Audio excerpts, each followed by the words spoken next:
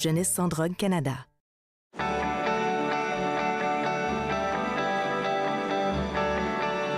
Vous regardez TV Rogers, Ottawa. L'émission suivante vous est présentée par la télétransportée Rogers. Profitez du contenu exclusif gratuitement. Disponible au www.rogersanyplacetv.com.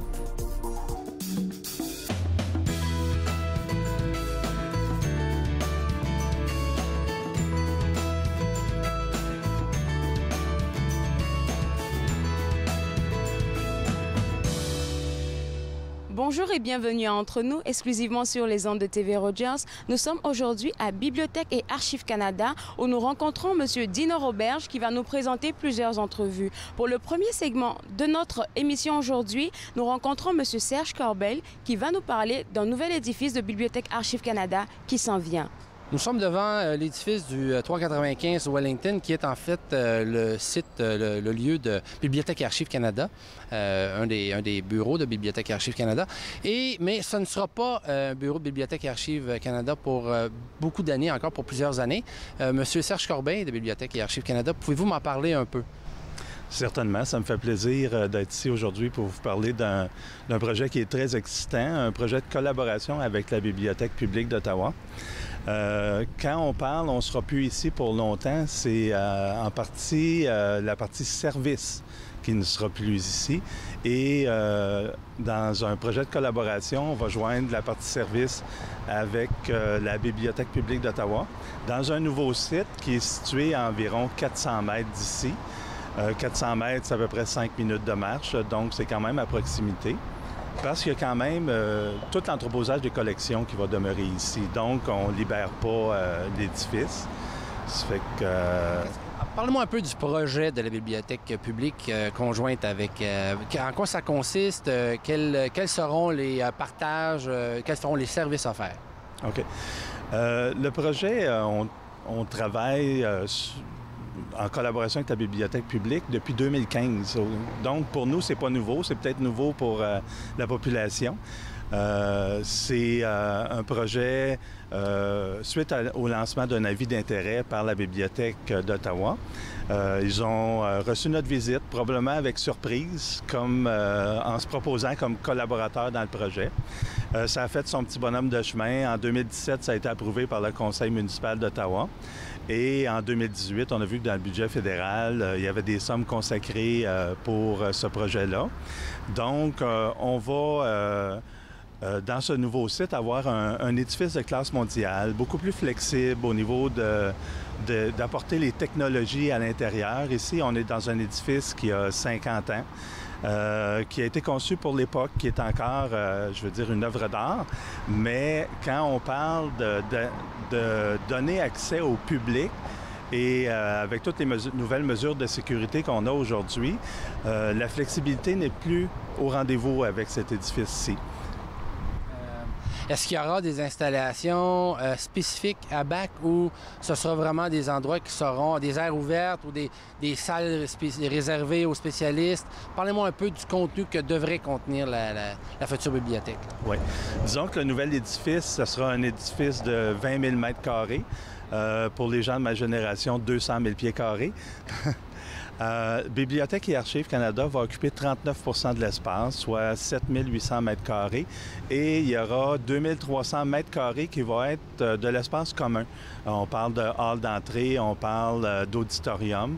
Donc, disons, dans une nouvelle philosophie du gouvernement fédéral, l'engagement avec les autres niveaux de gouvernement fait partie d'une des priorités, puis c'est ce qu'on va voir dans ce nouvel édifice-là.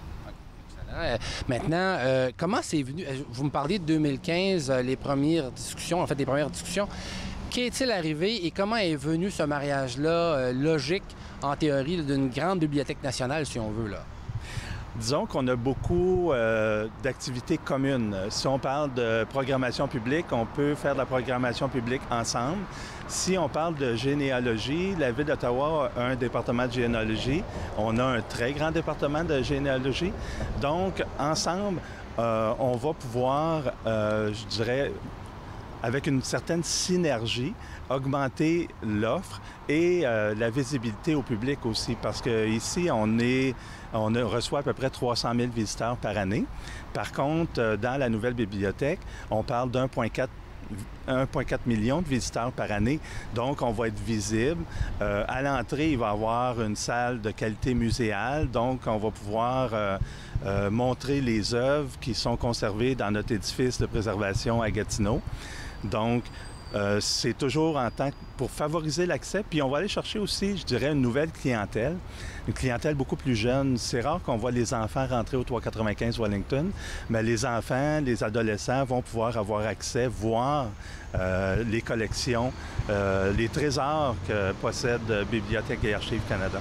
Parce qu'on a déjà des événements qui ont lieu ici, donc vous avez déjà une équipe qui est rodée à ça. Ça sera facile de l'intégrer rendu à la bibliothèque, la grande bibliothèque, cette équipe-là d'événements et d'expositions, là.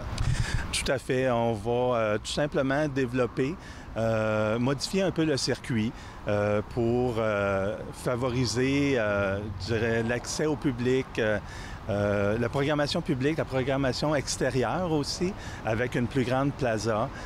Ici, le stationnement est très limité. Donc, on va pouvoir avoir accès à un stationnement beaucoup plus grand.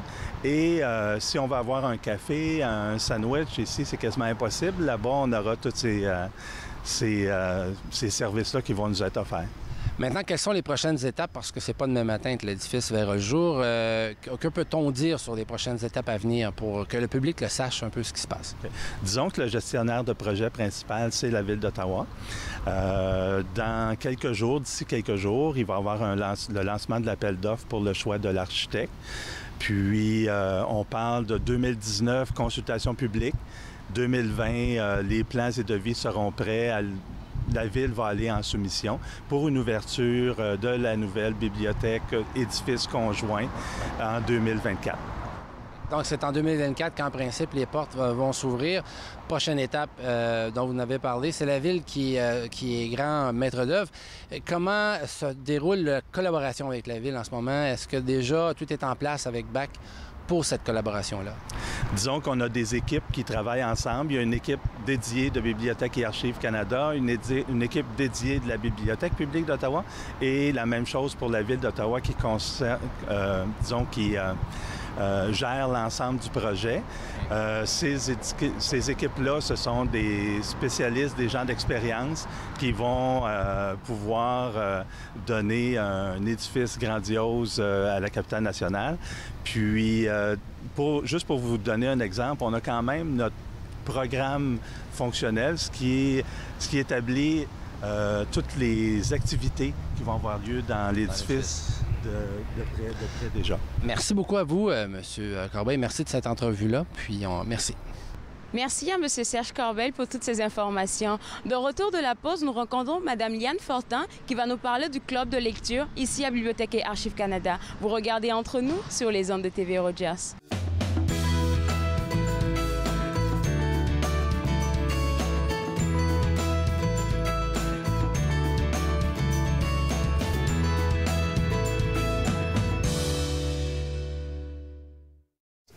Bonjour, mon nom c'est Amélie et je suis bénévole chez TV Rogers. Pour moi, mon expérience a commencé en tant que bénévole parce que j'étais intéressée à en découvrir un peu plus. Il y a vraiment une aire de famille à Rogers qui ajoute beaucoup à l'expérience. C'est une porte qui s'ouvre, qui en ouvre plusieurs autres et qu'on aime ou qu'on n'aime pas ça, on va en retirer quelque chose.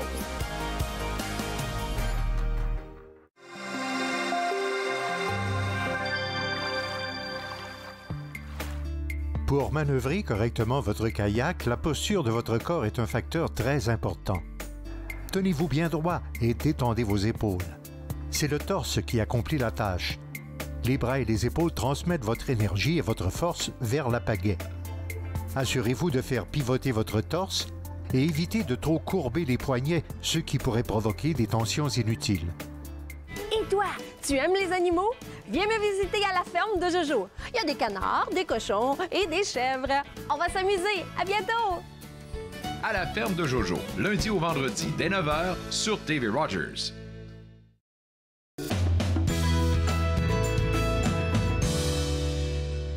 De retour sur les ondes de TV Rogers, nous rencontrons maintenant pour notre deuxième segment Madame Liane Fortin qui va nous parler d'un club de lecture TD qui intéresse particulièrement nos tout-petits.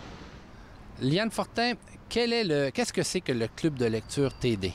Le Club de lecture des TD est un programme qui vise à encourager les enfants à visiter la bibliothèque durant l'été pour continuer à lire, pour ne pas avoir de perte d'acquis.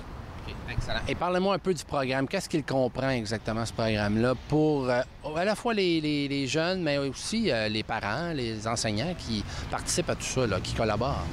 Bien, je vais commencer par vous parler de qu'est-ce que le programme crée pour les bibliothécaires et pour les jeunes.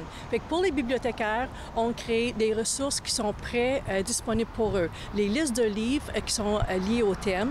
Il y a des illustrations exprès pour le thème. Puis il y a aussi les programmes puis les activités. Les bibliothécaires peuvent aller chercher puis choisir ceux qu'ils veulent dans cette gamme d'activités. Puis cette gamme, il y en a il y en a en masse. Pour dire. Puis pour les enfants maintenant, qu'est-ce qu'eux peuvent gagner ou qu'est-ce qu'ils ont comme ressources là, disponibles? Pour les enfants, nous donnons des carnets de lecture où ils peuvent aller écrire leur lecture. Puis les tout-petits peuvent aller faire des petits dessins. C'est sûr qu'eux, ils vont le faire avec leurs parents. Ils peuvent aller mettre des collants là. Puis aussi un collant accès web. Les enfants peuvent aller sur le web puis ils peuvent lire les livres électroniques et ils peuvent soumettre des blagues. Ils peuvent lire une histoire qui est créée exprès pour le club de lecture. Deux auteurs reconnus canadiens, Kevin Sylvestre en anglais, puis Camille Bouchard en français, ont créé des histoires en 12 séries exprès pour le programme cette année. Les enfants peuvent aussi soumettre les suggestions de lecture ou des critiques de livres et faire une foule d'autres activités. C'est intéressant. Ça fait longtemps que ça existe, ça, ce programme-là? Oui, ça a commencé à Toronto en 1994 avec la participation en partenariat avec la Bibliothèque publique d'Ottawa. Ça a été traduit puis répandu à travers l'Ontario en 2001. En 2004, Bibliothèque et Archives Canada s'est joint pour le rendre pan-canadien. Puis, depuis 2008, on a un comité de création francophone qui crée le contenu de concert avec celui en anglais pour ne plus être un programme traduit pour avoir une plus grande richesse. Ah oui, OK. Parlez-moi un peu parce qu'on parle que les enfants sont impliqués là-dedans. Comment on fait pour solliciter la participation des enfants dans le programme? Bien, ce qui est intéressant, c'est qu'on a juste besoin de solliciter 50 des enfants parce que nos statistiques nous démontrent que 50 reviennent une année après l'autre. L'excellence le programme, la valeur sûre, puis les parents ils ont confiance avec le professionnalisme et le programme est vraiment très bien vu. Fait qu'il y a 50 des enfants qui reviennent. L'autre 50 ce sont les bibliothécaires qui font de la promotion. Ils mettent de belles décorations en bibliothèque. Fait que les enfants, c'est quoi ça? Ils font des visites dans les classes puis dans les CPE pour parler du programme. On a une invitation qui est en forme de coin-coin les bibliothécaires amènent avec eux en guise d'invitation. Ah, c'est intéressant. C'est intéressant, ça. Donc, là, la sollicitation s'est faite au printemps auprès des enfants, déjà au travers de l'école, je pense, les premières étapes, là, c'est ça? Oui, c'est exact. Excellent. On remarque aussi qu'il y a des livres qui sont suggérés dans le programme. Maintenant, ils ne sont pas obligés de suivre exactement ce que le programme dit, on fait de livres à lire. Est-ce exact? Les titres recommandés, ce sont des suggestions sélectionnées par les deux comités de création qui sont liés au thème. Mais non, l'enfant peut lire ce qu'il veut lire. On veut que l'enfant lit n'importe quoi, n'importe où, n'importe quand. Mais surtout le n'importe quoi, on veut que ça devienne une activité ludique pour l'enfant, lire pour le plaisir. C'est ce qu'on veut vraiment. En somme, un parent peut arriver, puis expliquez-moi qu'est-ce qu'il peut faire. Un parent arrive chez lui, puis il dit à son garçon ou à sa fille, « Ah, j'ai entendu parler d'un programme, j'aimerais ça t'introduire à la lecture pendant l'été, c'est une belle période pour le faire. » De quelle façon le parent s'y prend pour que l'enfant s'inscrive au programme? De quelle façon, lui, le parent, peut jouer son rôle? Le parent joue son rôle en encourageant la lecture chez eux. On a aussi un dépliant l'intention des parents. On doit leur expliquer 1, 2, 3, qu'est-ce qu'il faut faire. Il faut se rendre à la bibliothèque. faut s'inscrire. On ramasse le carnet, les ressources qui sont pour les enfants. Puis lors d'une activité, on l'amène à la bibliothèque. Mais c'est important de savoir aussi si l'enfant va chez grand-maman ou va au chalet, ils peuvent aller voir à la bibliothèque locale. Puis si le programme est offert là, il peut participer à des activités là aussi. Ah, c'est intéressant. Combien de bibliothèques? Avez-vous un décompte du nombre de bibliothèques qui participent au programme en tant que tel? On est à 2100 au Canada. 2100. Est-ce qu'il y a des... C'est partout au Canada? Est-ce qu'il y a des régions plus faibles, en guillemets, au niveau de la participation? Ou c'est à peu près égal partout? Il y a une bonne collaboration de la part des bibliothécaires, là? Finalement, il y a 2 provinces qui ne participent pas, Colombie-Britannique puis Nouveau-Brunswick. Ça, c'est parce qu'ils ont des programmes provinciaux de longue date. Fait que, éventuellement, on espère qu'ils se joignent à nous. Mais entre-temps, tous les autres, on est, comme je vous dis, plus de 2000 bibliothèques qui participent. C'est laissé au choix. Je peux vous dire qu'à l'île du Prince-Édouard, tous les bibliothèques participent. Il y a énormément de bibliothèques en Ontario qui participent. Puis maintenant, cette année, on a 475 bibliothèques au Québec qui participent. C'est le plus grand nombre que depuis le début. Merci beaucoup. Nous allons prendre une toute petite pause et tout de suite après la pause, nous continuons notre discussion avec Liane Fortin qui nous parle du club de lecture TD. Vous suivez Entre nous sur les ondes de TV Rogers.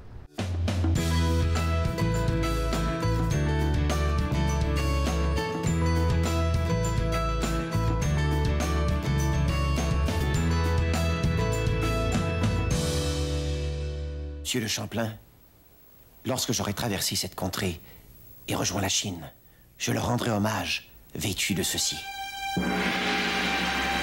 Monsieur Nicolet, votre mission sera pour l'honneur de la France et de la Sainte Foi. À l'été 1634, Jean Nicolet quittait Québec à la recherche de la route qui joindrait l'Europe et l'Amérique à la Chine. Mais où est-ce? C'est là-bas, l'endroit que tu cherches.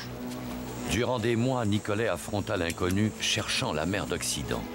Bonjour, Mississippi! Qu'est-ce qu'il a dit? Il dit Mississippi, les grandes eaux. Mississippi, la mer, la Chine. Nicolet se trompait. Ce n'était pas le Pacifique, mais le lac Michigan. D'autres poursuivraient son rêve. Joliette, La Salle, la Vérandrie, ouvrant l'Amérique du Nord depuis les Rocheuses jusqu'au golfe du Mexique. Cette émission vous plaît? Vous pouvez vous en procurer une copie DVD en composant le 613-247-4601 ou en visitant le tvrogers.com.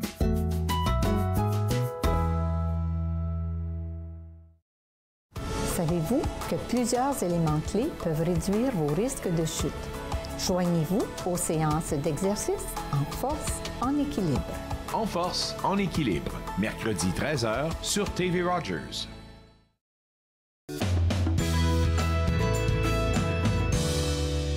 De retour de la pause, nous continuons notre émission ici à Bibliothèque et Archives Canada avec Mme Liane Fortin qui nous parle du club de lecture TD qui intéresse nos tout-petits. Suivons cette entrevue.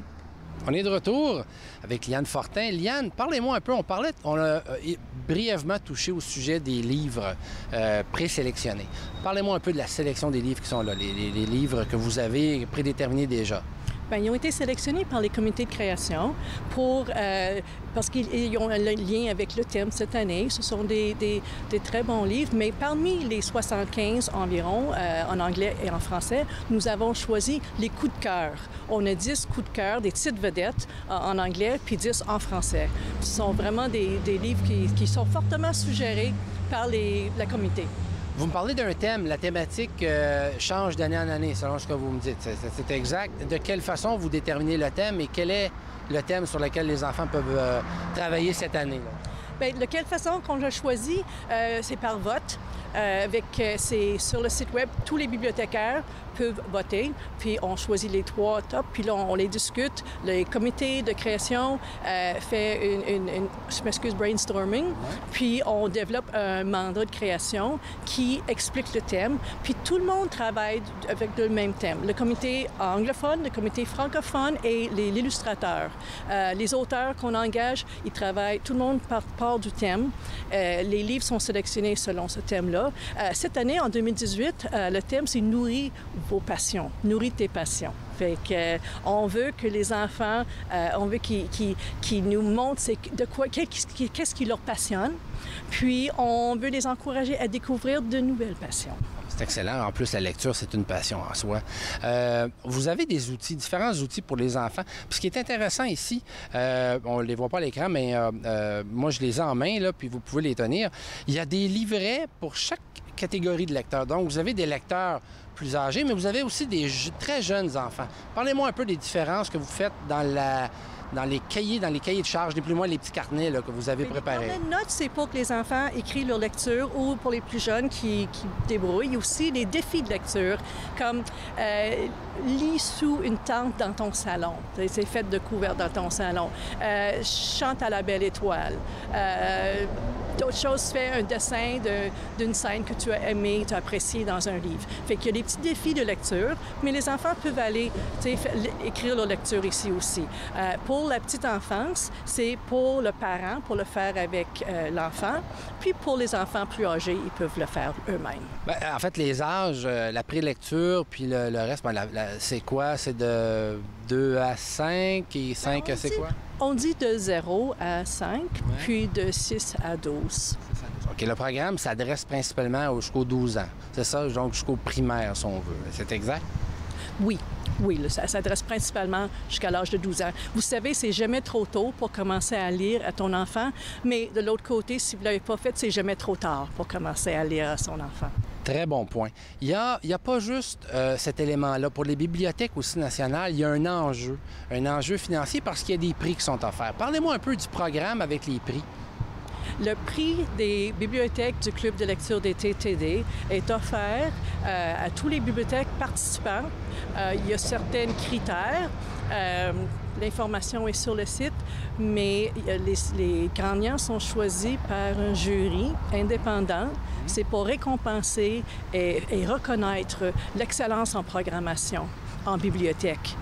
Il y a combien de prix d'offerts et quels sont les montants que vous offrez comme ça? Il y a 3 prix en anglais puis 3 prix en français. Ça joue entre 1 000 et 10 000 C'est une belle façon de faire reconnaître les programmes qui sont exemplaires. Et vous avez, dans ces programmes-là, dans ce concours-là, c'est encore le même comité de sélection qui a choisi les lectures, par exemple, déterminées, qui détermine aussi l'identité des gagnants? Non, tout à fait. Ce sont les jurys, des experts dans la littérature jeunesse qui choisissent, puis qui changent à tous les 2 ans. Ils ont un mandat de 2 ans pour continuer à avoir la diversité. OK. Hey, c'est intéressant, ça. Donc, tous les 2 ans, ils ont un mandat. Ils sont très engagés. Ils viennent de partout. Comment vous les choisissez, vos membres de ce jury-là, pour arriver à former un jury qui est de qualité, là? Ici, on a une richesse avec les universités à Ottawa. On a des bibliothécaires aussi à Ottawa, les personnes à la retraite. La première fois qu'on a un jury, la première année, c'était Mme Mary-Ann Scott, l'ancienne bibliothécaire et archiviste de Canada, qui était membre du jury. Intéressant, ça. Là, le programme a lieu. Bien, allez-y donc. Il y a quelque chose que je veux ajouter. C'est changer de sujet un petit peu. C'est au centre, il y a des carnets pour les enfants, mais aussi avec le centre d'accès équitable des bibliothèques, il y a des carnets pour les enfants qui ont de la misère à la déficience visuelle ou la misère de lire, de l'imprimer. Fait que ça, c'est disponible pour les enfants. De quelle façon les parents de ces enfants-là peuvent s'informer justement pour ce programme-là qui est peut-être un peu moins publiquement connu? Et il y a un exemplaire dans chaque bibliothèque qui participe de le kit d'accessibilité qu'on appelle. Fait que le parent a tout simplement aller voir, prendre connaissance, puis faire la demande, puis on va lui en faire parvenir une. Wow, ça, c'est intéressant à savoir. C'est un volet qu'on connaît un peu moins du programme. C'est bien que vous en parliez. Comment les parents, en général, là, comment d'un matin, les gens vont regarder l'émission? Comment ils peuvent-ils faire là, pour inscrire leurs enfants? Quel est le processus? Ils se rendent à la bibliothèque locale le plus proche qui offre le programme, puis ils font l'inscription. Est-ce qu'ils peuvent aller en ligne? Est-ce qu'il y a d'autres choses qu'ils peuvent utiliser comme ressources? Ils ne peuvent pas encore s'inscrire en ligne parce qu'on est dans tellement de bibliothèques, on est en plus de 2000. C'est les façons diversifiées. Il y a des bibliothèques qui commencent à l'offrir l'inscription en ligne, mais pas toutes. Fait que je vous recommande. Vous pouvez avoir plus d'informations sur le site www.clubdelecturedttd.ca, mais d'aller à la bibliothèque puis aller voir, vous inscrire, vous allez voir des belles décorations, une belle ambiance. Oui, puis surtout qu'une bibliothèque, c'est tellement riche en culture. Alors, ça vaut la peine. Merci beaucoup, Mme Fortin. Nous remercions Mme Liane Fortin pour toutes ces informations sur le club de lecture et nous allons prendre une toute petite pause. Mais tout de suite après la pause, nous revenons pour la conclusion de notre émission. Vous regardez Entre nous sur les ondes de TV Rogers.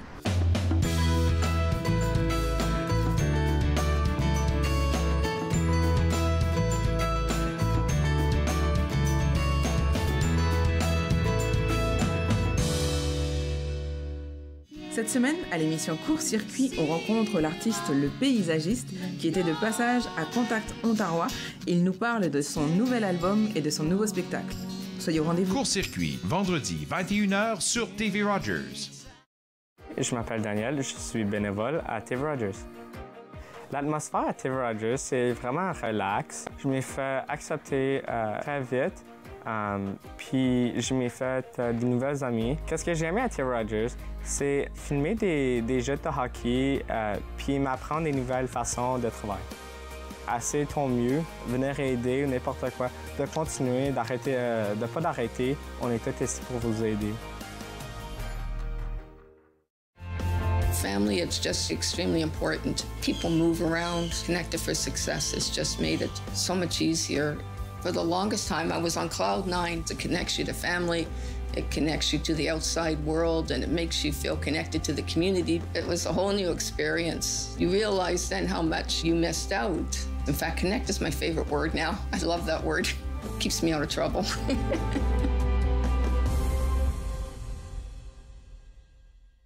À la prochaine émission, nous vous présentons notre entretien avec Sœur Loïs Mathieu, qui était connue sous le nom de Sœur Gisèle de la Trinité. Elle était infirmière à l'hôpital Montfort. Données sans compter, samedi 21h sur TV Rogers.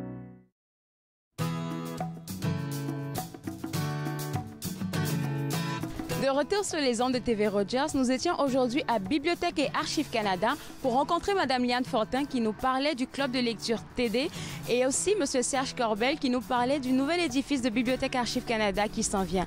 Un grand merci à M. Dino Roberge qui nous a fait de très belles entrevues et pour plus d'informations, vous pouvez vous rendre sur le site web de Bibliothèque et Archives Canada. Vous avez regardé Entre nous sur les ondes de TV Rogers et moi je vous dis à bientôt.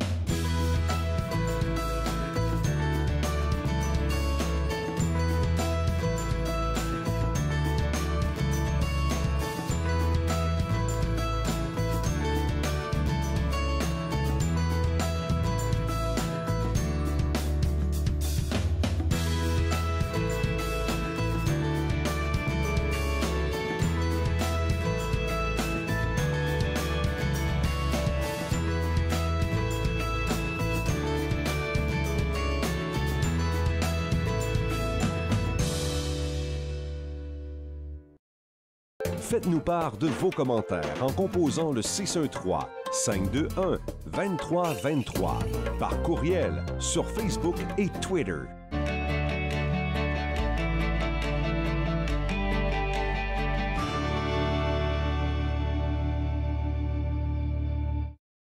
Chaque année, un aîné sur 4 à Ottawa subit une chute.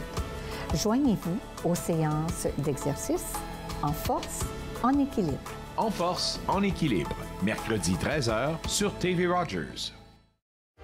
Bonjour, mon nom est Claude Andrea Bonny, je suis bénévole chez TV Rogers. Tout le monde est en convivialité ici, donc ça fait qu'on ne se sent pas un peu à l'écart. Même si tu es nouveau, tout le monde essaie de te mettre dedans. La volonté de vouloir apprendre de nouvelles choses, de toucher un peu à tout. J'aurais jamais pensé pouvoir faire du graphique, mais aujourd'hui, je sais le faire. Je ne savais pas comment ça fonctionnait, mais aujourd'hui, je sais comment ça fonctionne.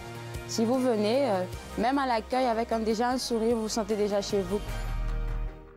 Mettre sur pied un journal quotidien pour défendre, encore une fois, les intérêts des Franco-Ontariens dans la province. Être franco-ontarien, lutte, combat éditoriaux. Vendredi 15h30 sur TV Rogers.